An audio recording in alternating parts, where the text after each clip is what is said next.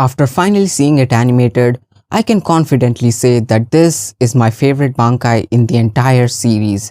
Hey guys, welcome back to my channel, and today I'm back with my thoughts on episode 19 of 1000 Year Blood War. I originally wasn't planning to make a video on this episode and was waiting for all the episodes to be out before making my review of the entire part, but this episode really stuck out to me, and it would be absolutely criminal to not talk about this absolutely stunning and breathtaking moment. Honestly, one of my favorite Bleach episodes of all time, and it's crazy to think that we're getting some of the best episodes of Bleach as well as One Piece at the same time. It's a really great time to be a shonen fan, especially considering that JJK is about to enter its peak as well after the break. So while the shonen tards are busy fighting over which series is better or more popular, let's just talk and gush about this amazing Bleach episode. So the reason why I think this is one of the best Bleach episodes of all time is not just because of Rukia's Bankai and that's it. This episode is really packed, starting from the beginning, where we finally see Ichigo. After having been sidelined into the post-credit scenes, he finally starts his descent into the Soul Society, after being informed by the Squad Zero captain that the Stern Ritters have started their second invasion. Also, the animation and art for this scene was surprisingly really good as well.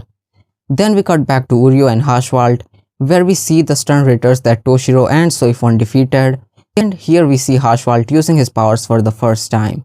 We obviously won't know what it exactly can do for now, but seeing the tipping scale was cool AF. But yeah, he uses his power to basically kill both the Stern Ritters who were trying to resist their death. And the reason he's killing them is because Yuha actually puts a part of his soul inside them when he's granting them powers. So after he had no use for them anymore, he decided to kill both of them to gain parts of his soul and powers. And we also get the classic anime trope of characters saying things that we as an audience can't know about yet, with Haschwald mentioning something very important about Yuha to Uryu. And then we finally move on to the meat of this episode, and goddamn was it breathtakingly beautiful and horrifying at the same time. Everything from the very second Rukia encounters As Nodt to the end of the episode is completely perfect and honestly an 11 out of 10.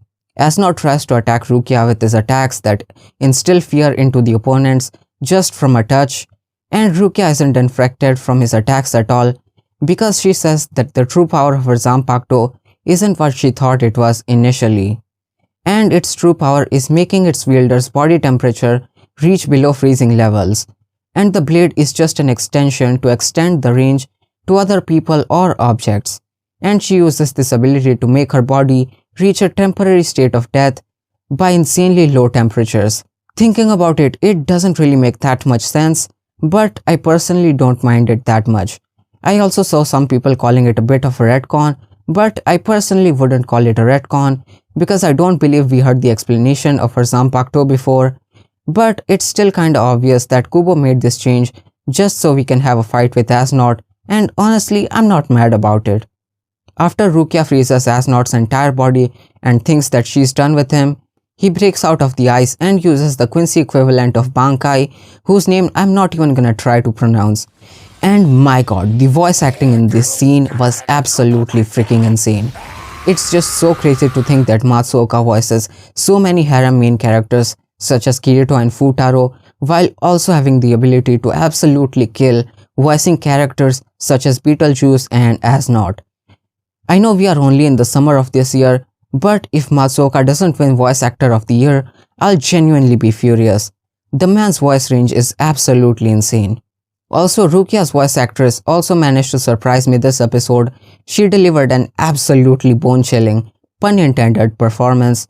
And when As Nodt manages to instill fear into Rukia, the direction was freaking great. The haunting imagery, the unique shots, and the complete silence in a lot of scenes with just Matsuoka going off in the booth was just so damn well done, and I only have good things to say about it. And as you see Rukia getting consumed by fear and slowly losing her mind, Byakuya arrives at the scene and breaks Rukia out of her distraught state and actually has quite a cool moment when he blocks all of As Nodt's attack using just his Shikai, which makes As Nodt furious and he starts turning into an abomination. And Rukia seems terrified, but The words that Rukia had been waiting to hear from her brother for so long. He finally acknowledges her, and man, it's just such a good moment. And here, Byakuya also talks about how fear is born from insecurity, and considering that ever since the beginning of the series, Rukia had been insecure about what Byakuya thought about her and how he never seemed to acknowledge her. But finally, after so long, when he finally does, all our insecurities and fears fade away, and Byakuya tells As Nodt that he's not the one who will be dealing with him, and leaves the task to Rukia.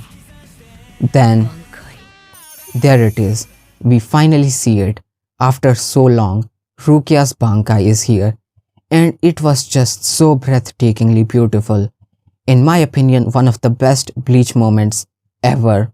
And her Bankai freezes As Nodt to death, and his final moments we see him that he was scared of dying as well, which is such a perfect send-off for him. And Rukia's Bankai is about to completely shatter Rukia's hands, and then Byakuya comes in and grabs her hand and slowly helps her undo her Bankai. And man, it's just such a great moment which shows just how far both Rukia and Byakuya have come since the beginning of the series, where Byakuya was pretty much the main antagonist till the Aizen reveal. Then we get a scene with Kenpachi and Unohana's lieutenants getting attacked by another Quincy, setting up for the next episode, and that's pretty much where this episode ends. Honestly, an 11 out of 10 and one of the best Bleach episodes in my opinion. The direction was immaculate and the animation was beautiful, the voice acting was next freaking level, and just the development from Rukia and Byakuya was fantastic.